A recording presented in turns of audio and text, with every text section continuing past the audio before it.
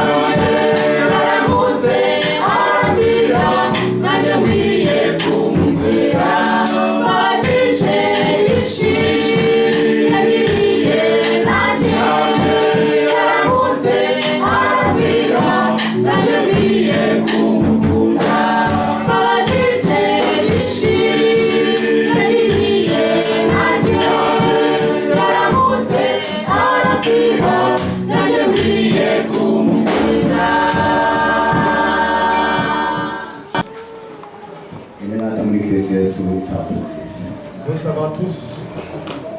uyu munsi nanone nejejwe no kongera kuganira namwe ku ijambo ry'Imana. Je suis très heureux d'être avec vous ce matin. Uwiteka ahabwe icyubahiro. Que Dieu soit loué. Ahabwe icyubahiro kubw'uyu mwanya ampaye kugira ngo twongere twigire hamwe ijambo rye. C'est un privilège que Dieu me donne pour laisser sa parole. Ahabwe icyubahiro kandi kuba twese yaturinze tukaba twabashije kugira hano amahoro. Que Dieu soit loué pour nous avoir protégés jusqu'à présent. Icyigisho cyacu rero uyu munsi nk'uko mwabibonye mu mutwe w'amagambo kikaba kiri buze kwibanda ku mutima wa gikristo. Comme vous l'avez trouvé, le titre de notre méditation va se baser sur le cœur du chrétien, le cœur d'un chrétien.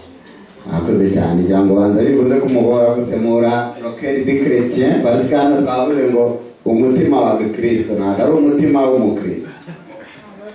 C'est le cœur chrétien. Okay. Ndamugoye ariko namugoye mbishaka. Reka rero mbere yuko dutangira dusenga Imana. Uwiteka mwungere ubugingo bwacu. Twese twaracumuye ntitwabasha gushyikira ubwiza bwawe. Turi abanyabyaha ntawe akagize icyo abwira abandi. Ariko hitamo bamwe muri twe ukaduha ubutumwa bwawe ngo tubugeze ku bandi. Turakwinjiza mu mbaraga nke zacu abari buvuga maze twumve twese ugushaka kwawe mu izina rya Yesu. Amen. Umutima wa Kristo murumva ko mu kanya avuga ngo roquer des chrétiens, mu kanya avuze roquer des chrétiens, bibaye le comportement des chrétiens. Ariko sakoze ntabyo byose bishobora kwitwako kubera iki kuko ijambo rishobora kugira ubusobanuro. Alors il a donné la signification, trois différentes significations du titre. Alors tout ce qu'il a dit, c'est vrai parce qu'un mot peut avoir différentes significations. Alors on va commencer.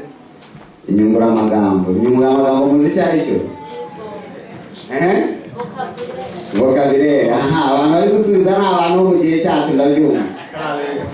Le Kinyarwanda d'aujourd'hui, c'est un peu compliqué pour les gens anciens comme nous. Kerayo twajaga gutangira kwiga igifaransa mu wa kane w'amashuri abanza ngira ngo mu gihe cyacu murabyibuka neza. Dans le temps quand on était à Sémanie, vous vous rappelez, quand on va commencer à apprendre le français, twajyaga kwiga inyunguramagambo. On commençait par le vocabulaire. Hanyuma umuntu yabaga bishoboye yafataga akantu k'udupapuro akaducagagura agakoramo agakarimo. Alors, des fois, on faisait des petits carnets dans lesquels on mettait les mots. Quelqu'un aurait vu ce truc comme ça?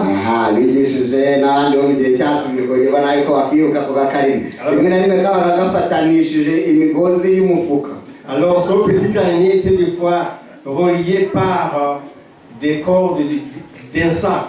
On disait un dictionnaire pour quelqu'un qui aille apprendre le français.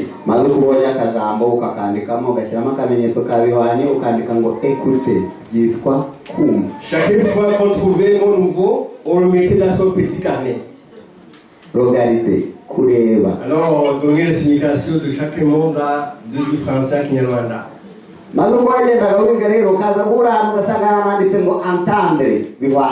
Au fur et à mesure qu'on apprenait, on a trouvé des choses comme ça, des significations de la langue. Alors, regarder, ça veut dire comme ça, entendre.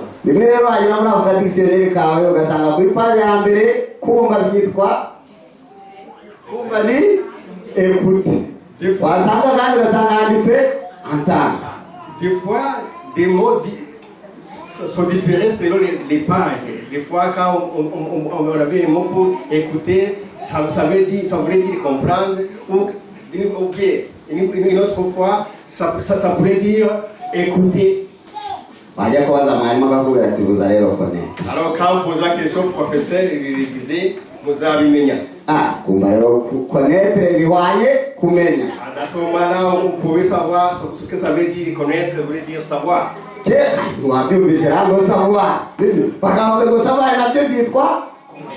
Alors vous voyez comment le mot peut avoir de différentes définitions.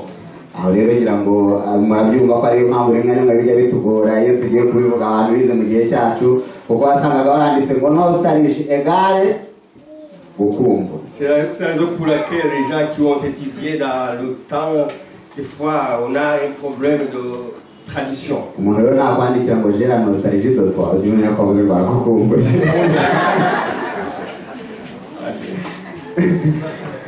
Ibyatimo manke biragorana cyane kuko manke muri kaga byize seneri kacu abagaranditse ngo manke egare kubura.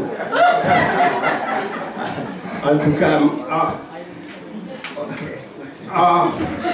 kukumbura ngira murabona ko byamugoye. Kukumbura des fois ça voulait dire manquer ou bien une autre fois ça voulait dire avoir besoin de quelqu'un ou bien être nostalgique comme ça. Ubwo rero ibyo byose twabigiyemo kubera yuko twabanje kugorwa no gusemura ijambo umutima. Alors on est passé par ça parce qu'au début nous avons un problème de traduire le mot cœur. Kuruguranya amagambo rero turabona yuko umutima nawo hano ushobora kugira bwa busobanuro nk'ubwo yavuze ati le cœur, yavuze comportement, ngira ngo badusomeye mu gifaransa ho muri wa murongo batavuze ngo avoir une conscience sans reproche. No wa umutima ushobora no kuba conscience. Vous avez entendu que au début la façon dont nous avons traduit le mot le cœur, ça voulait dire le comportement ou bien le cœur d'une façon physique et ainsi de suite. Bibiliya nayo iratubwira ngo mugire nk'awa mutima wari muri ubwo ni umutima rokeri wa n'umutima w'umubiri wari muri Kristo. Alors dans la Bible on dit ayez le cœur de Christ, mais est-ce que c'est le cœur qui était dans le corps de Jésus ou bien c'est autre chose? None se umutima wa Kristo bisobanuye iki? Alors le cœur chrétien ça veut dire quoi ici? Iyo umuntu abwiye undi ngo ndagukunda n'umutima wanjye wose. Quand quelqu'un dit que je t'aime avec tout mon cœur, ese abashaka kuvuga umutima y'inyama. et ça veut dire du cœur que nous avons, le cœur physique que nous avons dans notre corps. Ni icyo abashatse kuvuga. C'est ça? Urakoze cyane rero umutima wa Kristo ahangaha dushaka kugira ngo tuganirire hamwe ahari turaza kugenda tusobanukirwa uko turushaho kugenda dutera imbere mu cyigisho cyacu. Donc le corps dont il est question ici, nous allons l'apprendre au fur et à mesure que nous avançons dans notre prédication. Aba rero nshimira umusemuzi wanjye wagerageje kuba ubusobanuro rwose kuko yagerageje gushakisha icyo byashaka kuvuga kuko ntibyari byoroshye umuntu agitangira. Alors je remercie celui qui traduit, qui a essayé quand même de donner des significations un peu spéciales. Mu byakozwe n'intumwa igice cya 24 tuhabona amagambo akomeye cyane yavuzwe na Paulo igihe abayuda bamurigiraga umutegeka mukuru Feliki. Alors dans les apôtres, nous avons un sujet qui parlait de Paul, quand les Juifs essayaient de compliquer Paul vis-à-vis le gouverneur Félix. Nuko bajya kumurega rero ku mutware Feliki bamushinja ko hari icyaha mu kwagomesha abantu. Ils ont allé accuser Félix disant que Paul qu'ils ont accusé. Alors, ils ont allé accuser Paul à Félix parce que il faisait des gens pour lui rendre les gens de son volonté. Maze Paulo bamaze kumurega ariregura birambuye ku murongo wa 14 no wagira ko 16 badusomeye mu kanya hari amagambo nyirango dusome ayo yaje gusoresha mu kwiregura kwe. Alors vous avez Paul ici, il s'est défendu. Nous trouvons ces mots dans le chapitre 24.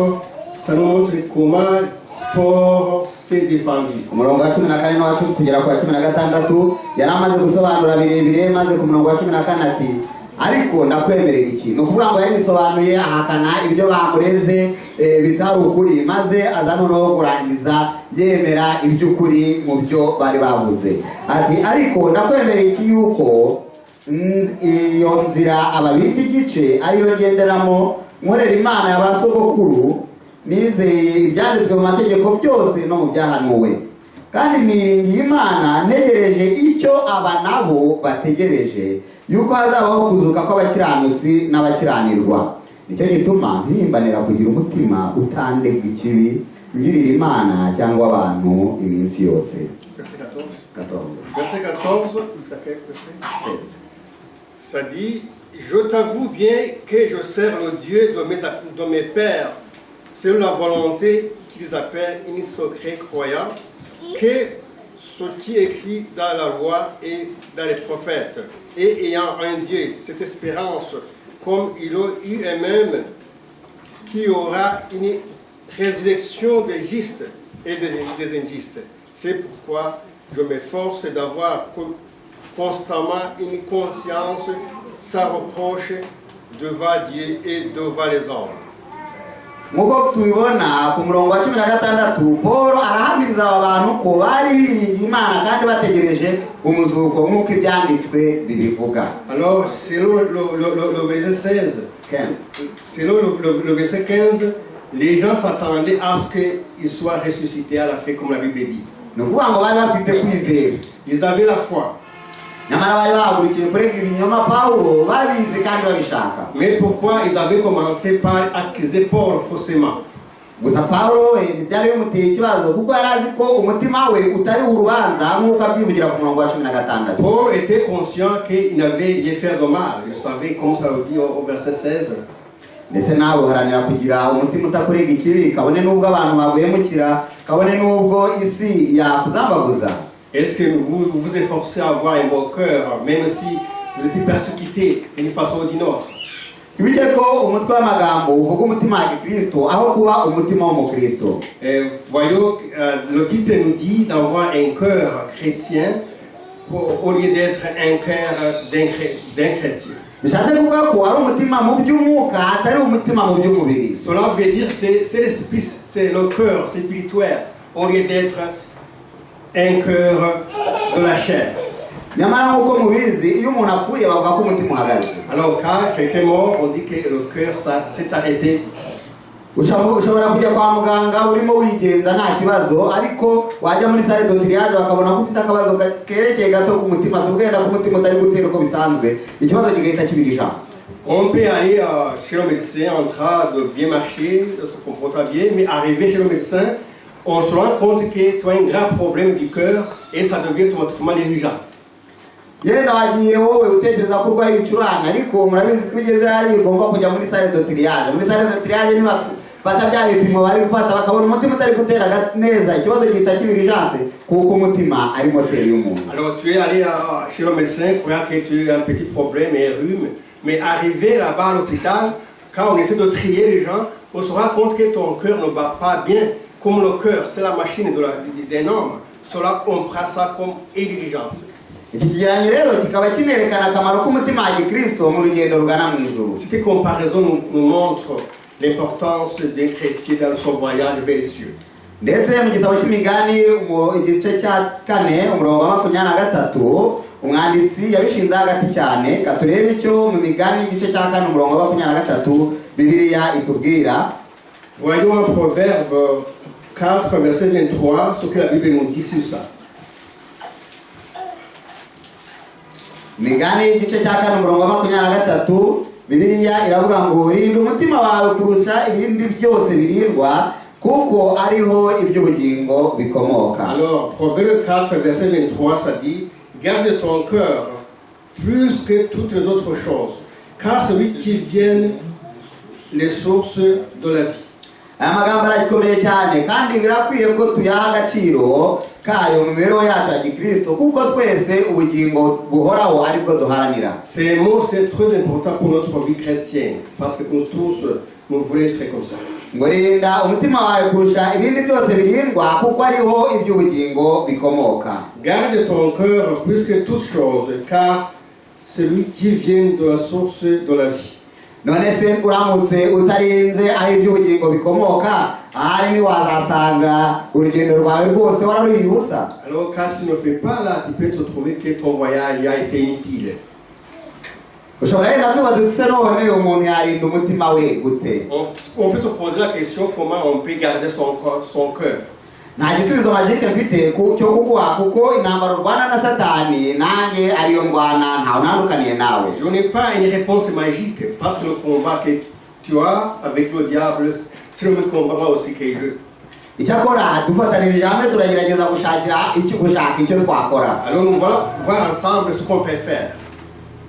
Kugira ngo tubone aho duhera rero ndagira ngo mbanze saba abakristo bari hano bashyira akaboko hejuru. Pour commencer, je pose la question pour que les chrétiens qui sont ici mettent le doigt en haut. Abakristo bari hano. Les chrétiens qui sont ici, mettez votre main en haut. Amen. Imana ishimwe cyane ndabona ari benshi. Que Dieu soit loué, on est beaucoup nombreux. Mu by'ukuri turi benshi tuvuga ko turi abakristo. Nous sommes nombreux disant que nous sommes des chrétiens. Alors nous avons le cœur chrétien. Est-ce que nous gardons notre cœur des chrétiens? Nous allons voir encore dans les apôtres du chapitre 21. Chapitre 21, 11, chapitre 11. Chapitre 11. Byakoze n'umwa igice cya 11 turasoma ku murongo wa 25 na 26. OK, chapitre 11.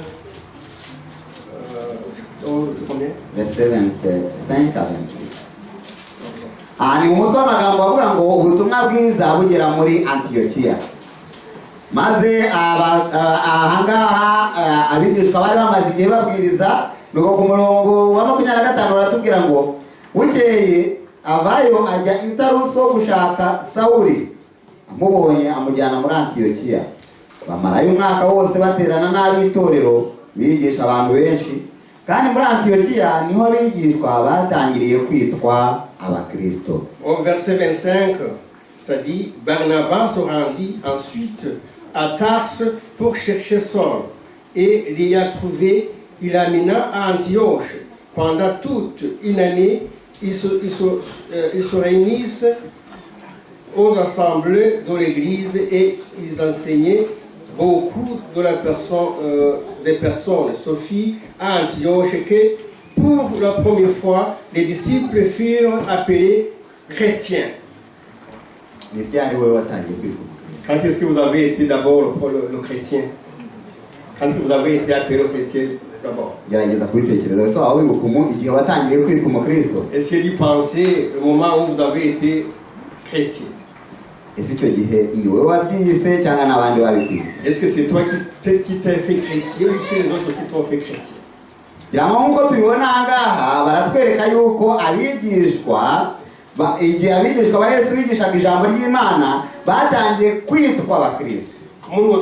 nous le trouvons ici, les disciples de Jésus, quand ils ont commencé à prêcher, ils ont commencé à être appelés les chrétiens. On va apprendre le français. La voix passive.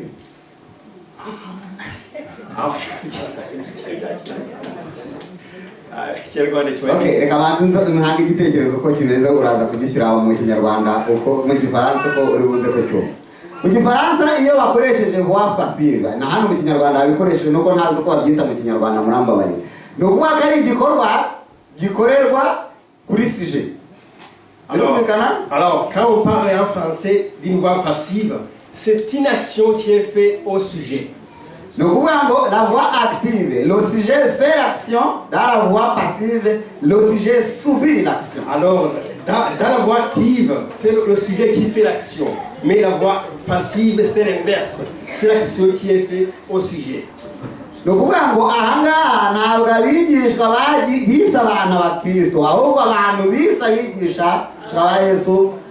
ici, ça veut dire que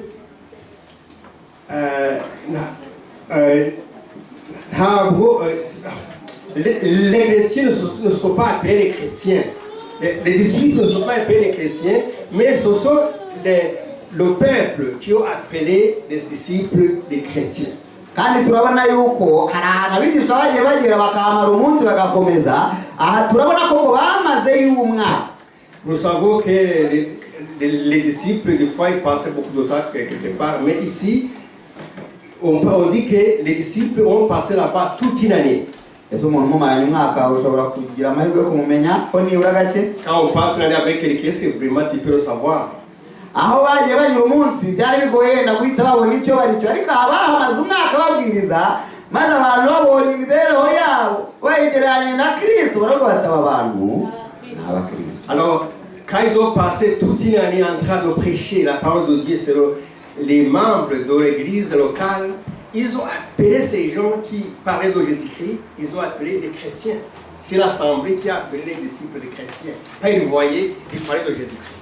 Ese abantu batubona babasha kudutangira bene ubwo buhamya? Est-ce que ceux qui nous regardent, est-ce qu'ils peuvent donner son témoignage envers nous? Ese imyifatire yacu n'imyitwarire yacu byatuma batubona bitwa abakristo bitabanje kuba ari twe tubyivugira? Est-ce que notre comportement, ça permet d'être appelé chrétien sans que nous appelons chrétiens nous-mêmes? Ntabwo nshatse kuvuga ngo mbese abakubona muri autobus ngo bahita babona ko uri umukirisitu. Je ne veux pas dire que ceux qui te voient dans le métro, dans l'autobus, est-ce qu'ils voient que tu es vraiment chrétien? Ariko aba bana nawe abakubona buri munsi reka duhere iwawe mu rugo. Ese buriya uwo mwashakanye ashobora kugutangira ubuhamya ati ngiye muri uru rugo mbana n'umukristo? Alors voyons un exemple, les enfants ou bien à la maison, ton époux, ton épouse, c'est lui ou elle qui peut dire moi je vis avec un chrétien ou une chrétienne. Ese abo mukorana mu kazi mubaranye umwaka mubaranye imyaka ibiri bashobora kugutangira ubuhamya bakavuga ati uyu ni umukristo? Est-ce que les gens avec lesquels tu travailles, est-ce qu'ils peuvent vous prendre pour un chrétien? Niyo igisubizo ari yego komisiyo. Si la réponse est oui, continuez comme ça. Niyo igisubizo ari oya ukeneye kwivugurura. Si la question est non, alors tu peux quand même, tu dois encore tout changer. Niba none se waherayo wivugurura mu nzira ya Gikristo? Comment on peut s'évoluer dans le chemin du chrétien? Rimwe na rimwe byoroha kubivuga kurusha kubikora iyo umuntu ari mu mubiri. Des fois c'est facile à dire puisque le faire parce que quand quelqu'un vit. Abantu baravuga ngo turi mu biterane by'ububyutse ngo turi gukora ububyutse. Biroroshye kuvuga kuri gukora ububyutse kurusha kugira ububyutse nyakuri. Alors les gens parlent de l'évangélisation, on est en train de faire l'évangélisation, mais il faut faire l'évangélisation car soi-même on est bien vraiment évangélisé. Akenshi ibyo byose bidupfapfana ni uko twitwa abakristo ntidukurikira urugero rwa Kristo. Cela arrive parce que nous nous appelons les chrétiens et que nous ne suivons pas les voies de Jésus-Christ. Bibiliya itwereka ko nta kintu na kimwe Kristo ari ku isi yigeze akora adatabaje ijuru. La Bible nous dit que tout ce que Jésus faisait, il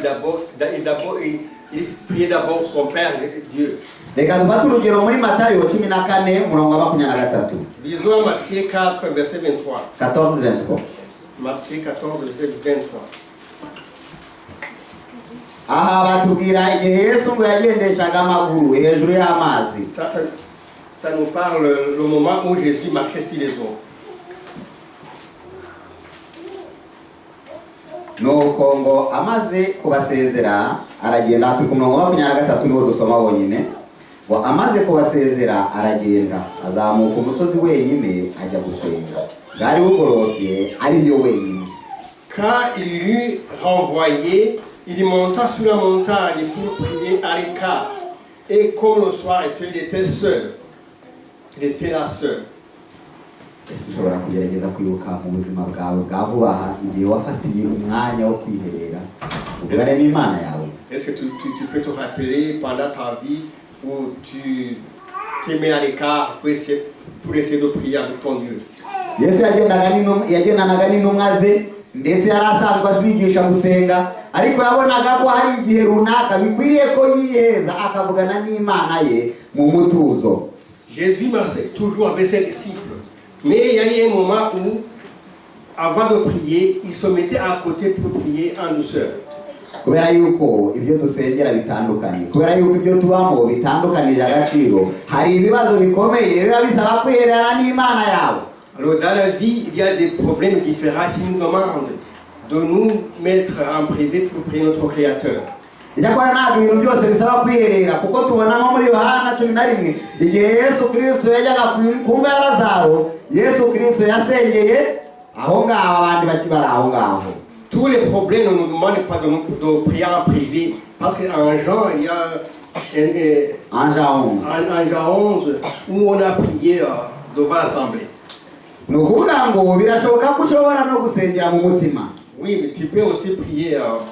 Bibiliya itwereka ingero nyinshi aho gusengera mu mutima Imana itigeze reka kumva amasengesho y'abasengeye mu mutima. Alors Dieu, la Bible nous donne les exemples comment on a prié silencieusement. ikibazo gikomeye. Ese ufata umwanya wo kuganira n'Imana yawe mu isengesho? Une bonne question. Est-ce que tu prends le temps pour essayer d'implorer ton créateur pour prier? Twese dushobora kuvuga ngo yiguta kubera ko hari igihe umuntu ajya gusenga agiye kuryama ndasenga, kandi hari igihe ujya gusenga ugiye kuryama ukiri turi gusenga isengesho ryo kurya. Tout le monde peut dire oui, mais des fois on peut dire qu'avant de dormir je prie, ou je prie quand je vais manger, mais des fois on ne prie pas sérieusement. Hari igihe twabifata nka buraga, ariko se ntibirakubaho kusenga ugiye kuryama ugasengera ngo turagushimira Imana ko bukeye amahoro mu iki gitondo? Ntabwo byari byakubaho. Des fois on prend ça comme une blague, mais des fois quand on va prier, des fois on prie d'une façon qui est différente de ce que tu veux prier. Rero byerekana ko hari ikibuze mu mwanya wafashe, no kuvuga ngo ntabwo wari wajya ahereye ntabwo ari ahantu ahereye mu ukuntu. Alors ça veut dire que ça arrive parce qu'on est mal préparé. Ntabwo wari wafunga indi miryango y'ibindi wahozemo ngo ujye mu mwanya wihariye w'isengesho. Alors des fois on peut fermer la maison, toutes les portes et aller prier ton Dieu à prier. Abakristo rero itangiro ryo kwivugura kwacu ni uwisengesho umwanya rikwiye mu mibereho. Alors en tant que chrétien, il faut donner la valeur de la prière, la valeur qu'il a dans notre vie. Gusenga no kuganira n'Imana bityo tukagirana nayo umubano wihariye nk'uko Kristo yagiranaga nayo maze ikamuyobora muri byose. Prier, c'est être en communion avec Dieu comme Jésus le faisait quand il était sur cette terre.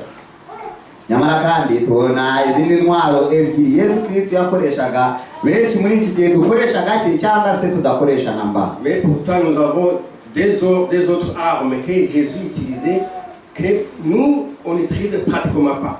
Muri Luka igice cya 4 tubona ko Yesu yamaze iminsi 40 n'amajoro 40 mu butayu atarya atanywa. À Luc chapitre 4, ça dit que Jésus a passé 40 jours dans le désert sans avoir mangé ni boire.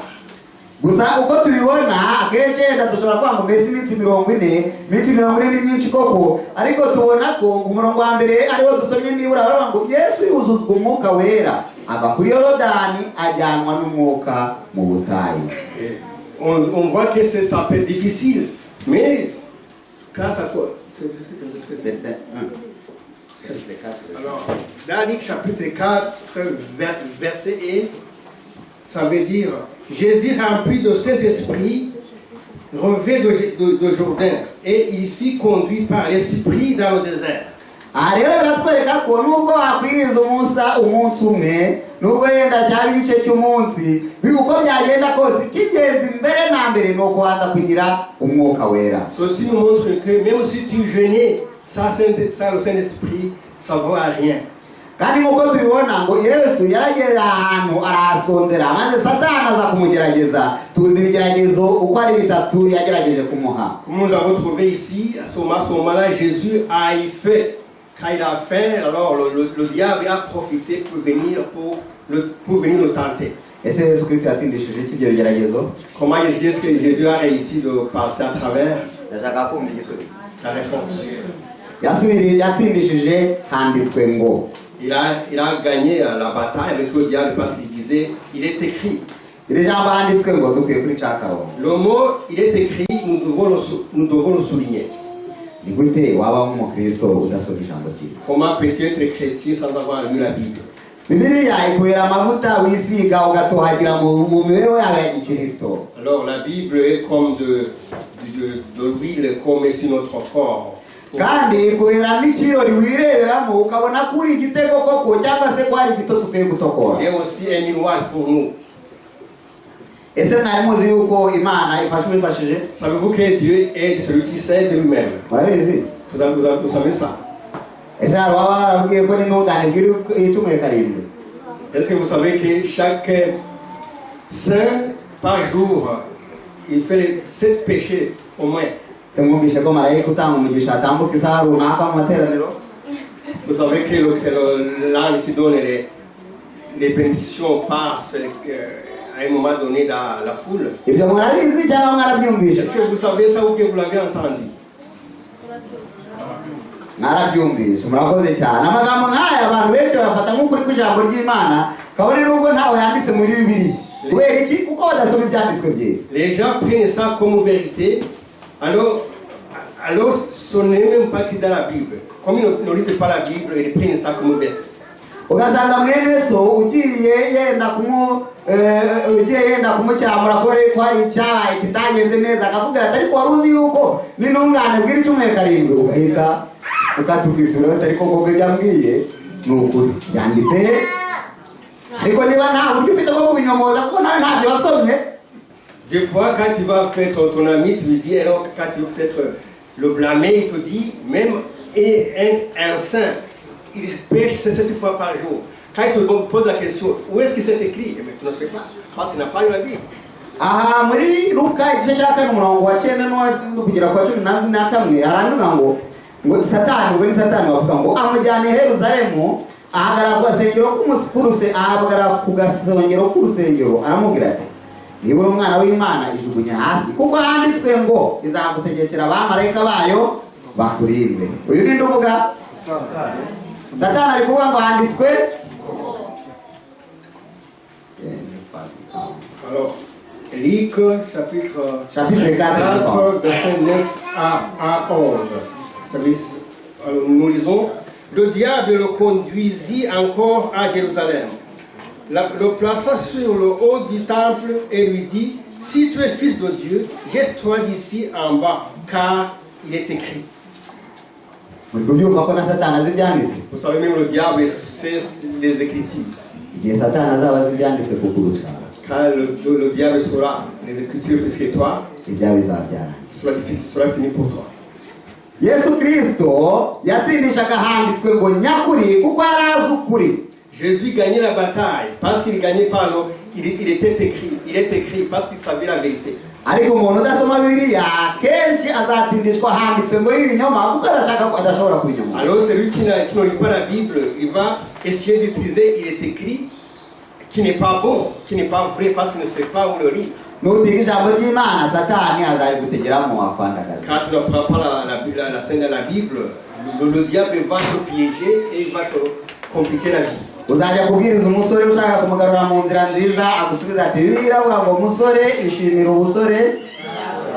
Alors tu sauras aller voir un jeune et puis le jeune va dire, alors quand on est jeune, il faut quand même se jouir la jeunesse au moment où tu es encore jeune. Et maintenant il te gagne pas, il est écrit, non? cyane rwose uzamufasha ute rero niba nawe utarasomye ngo ngongereho ko kuri uwo murongo ukomeza uvuga ngo ariko wibuke ko bizagera gute. Alors comment tu vas l'aider? Parce qu'à la fin ça dit il y aura un jugement à la fin. Ni ukuvuga ngo ni byiza kwishimira ubusore bwawe ariko ugakora ibyo uzi ko mu rubanza bitaza. Alors oui, c'est bon de jouir ta jeunesse, mais sachant qu'à la fin il y aura un jugement. Ariko niba kubwiye ngo Bibiliya ariko iravuga ngo umusore ishimira ubusore bwawe niba ntacyo ubiziho urareba hasi ko bizagenda se. Quand il te dit que le jeune doit jouir sa jeunesse, mais toi tu n'y connais rien, alors tu vas avoir des problèmes pour l'aider. Kugira ngo rero waje kumufasha neza ni uko uzaba warasomye bavuga ati ibyo uvuga n'ibyo ariko wasomye umurongo igice. Pour aider le jeune homme, tu lui diras oui, ce que tu dis c'est vrai, mais tu dois lire le verset à moitié. Amubwira uti mwani magambo aho ishatse kuvuga ngo ukwiye kwishimira ubusore bwawe ariko utanyuranyije n'ibyanditswe byera ariyo mabwiriza umukristo akwiriye gukurikira kuko ibitari ibyo bizagutsinda mu rubanza. Autrement dit, tu diras oui, le jeune homme doit jouir dans sa vie personnelle, mais sachant qu'à la fin il y aura un jugement. Nuko bizagenda ntuhaguruka ugiye kubwira umuntu ngo ugiye kumubwiriza iby'isabato akavuga ati ariko biravuga ngo nuko Imana ihita mu wundi munsi ariwo uyu munsi. Alors quand tu vas prêcher la Bible, les gens concernant le sabbat, ils diront que Dieu avait choisi un autre jour qui n'est pas le sabbat, le dimanche. Uzajya kumubwira ibyerekeranye no kubahiriza amategeko akubwira ati ariko agakiza kacu kagize gate. Alors tu vas lui dire, tu vas lui prêcher concernant les lois.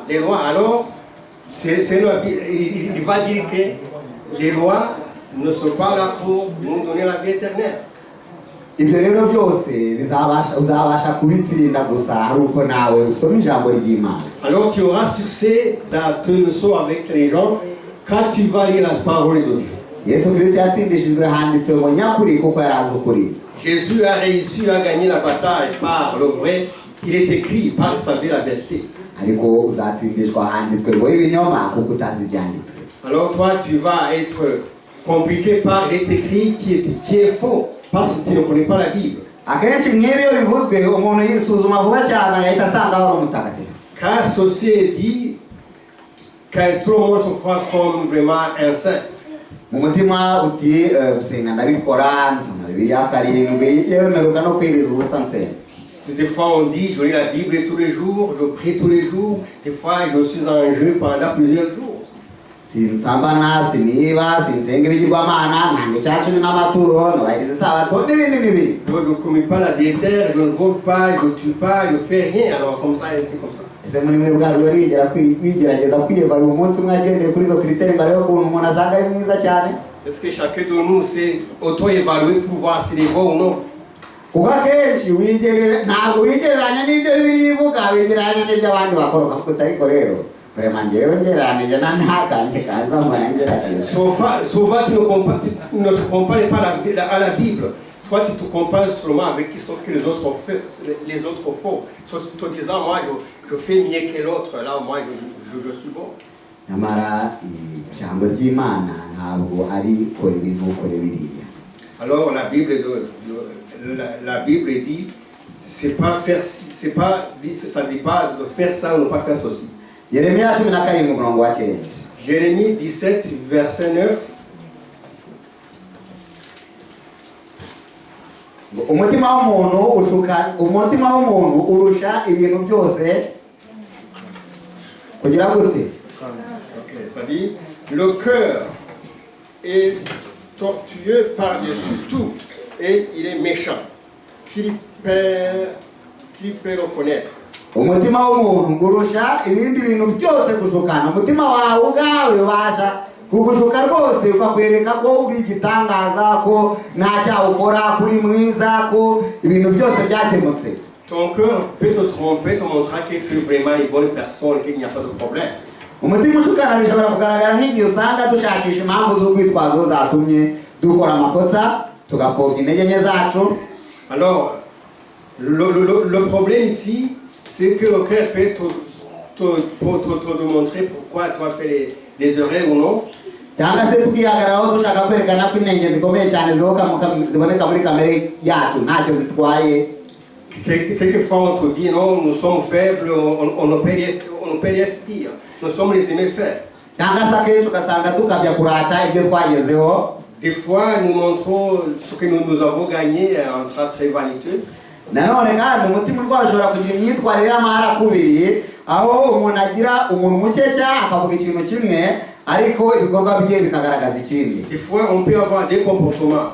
Ce qu'on dit et ce qu'on fait et c'est pas la même chose. Ese ibyo tujya tubibona mu mibereho yacu ya buri munsi. Est-ce que nous voyons ça dans notre vie personnelle tous les jours? Ugasanga umuntu ubona n'uwo wumva ntabwo ari bamwe. Des fois tu vois la personne que tu vois et la personne que tu écoutes, c'est pas les mêmes personnes. Hari kigenda cyoroshye kukivuga ahubwo ugasanga tubwe noneho ugasanga wowe uko wiyizi mu bantu nuko wiyizi uri kumwe nawe ubwawe ntabwo ari umuntu umwe. Des fois tu te vois comme tu te connais toi-même, c'est différent de la façon dont tu te connais parmi les gens. Kubera yuko hari impamvu ushaka ko abantu bagira kuri wowe parce qu'il y a un comportement dont tu veux que les gens aient sur toi. Ariko akaba nawe ubwawe ukuri nuko wiyizi. Et alors toi aussi tu sais comment tu es. Alors la façon dont tu es c'est différent de la façon dont tu es parmi le peuple.